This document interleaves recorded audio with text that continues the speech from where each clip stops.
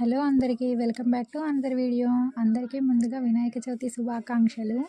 అందరి ఇంట్లో వినాయకుడు పూజ అయితే చేసుకునే ఉంటారు కదా. మా వినాయకుడు పూజ కూడా మేము ఎలా చేసుకున్నామో చూసేయండి.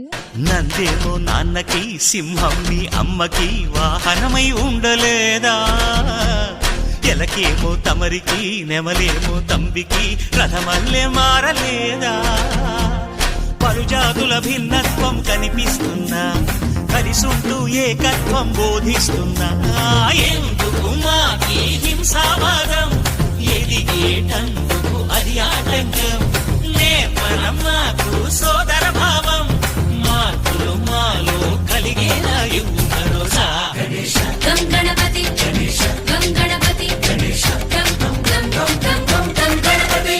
జై జై గణేశ జై కొడత గణేశ జయములిప్పు బొజ్జ గణేశ.